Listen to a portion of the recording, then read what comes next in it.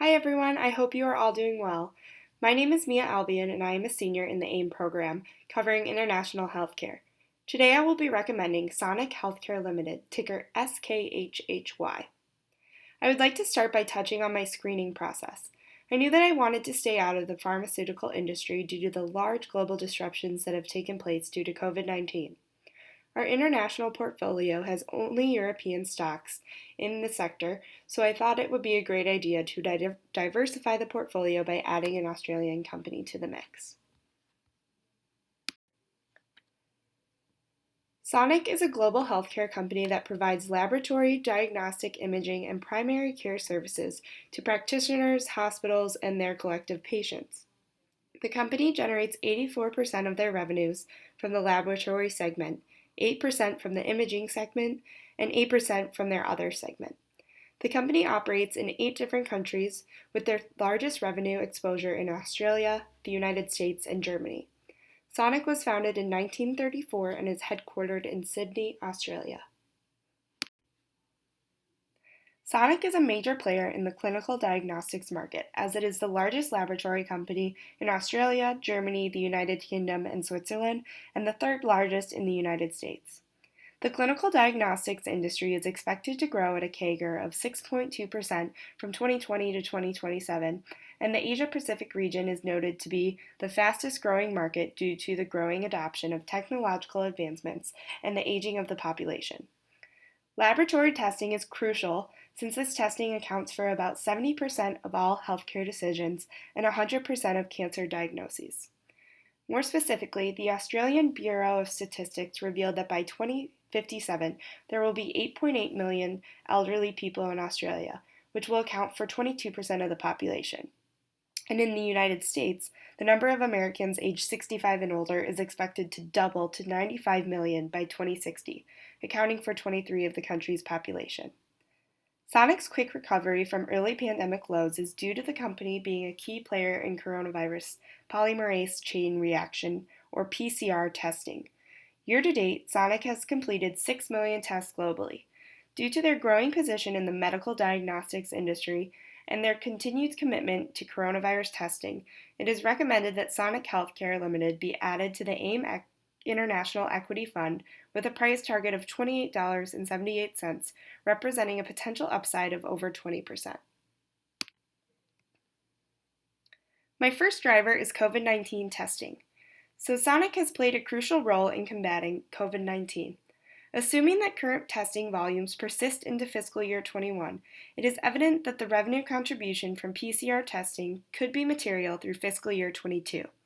It is forecasted that the PCR and serology tests will contribute approximately $874 million for fiscal year 21 revenue and $164 million in EBITDA.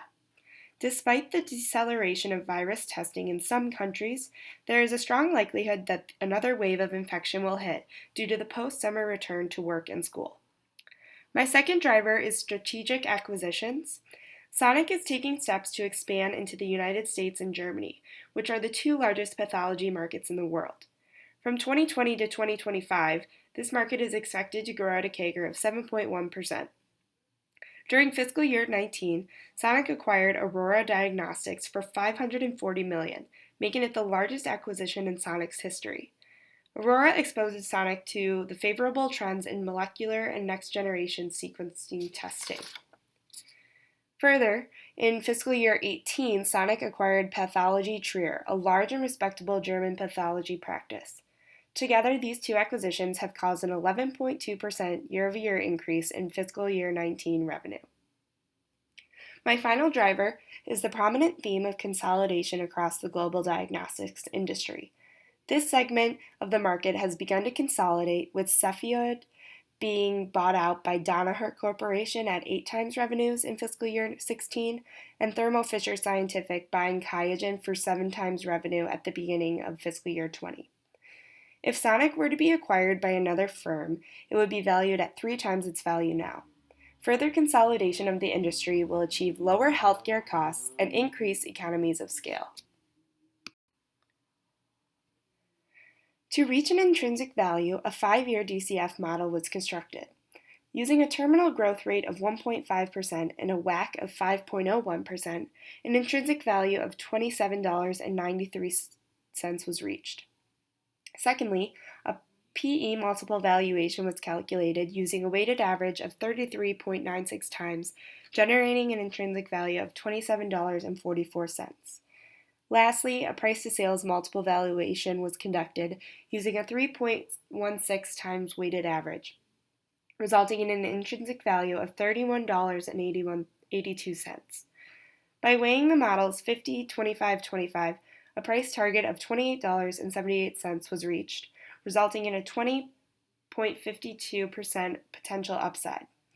Sonic also pays a dividend yielding 2%. To touch on my risks, one risk to Sonic is the recent approval for the use of rapid antigen tests for giants Abbott and Roche.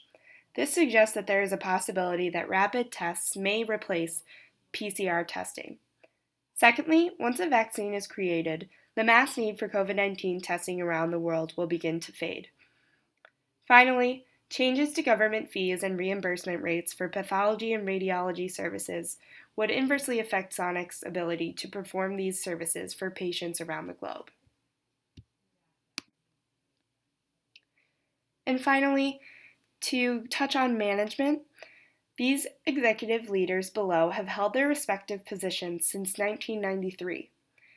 Both of these men have been a part of Sonic's global expansion over the years and bring a lot of experience in both the medical and business fields.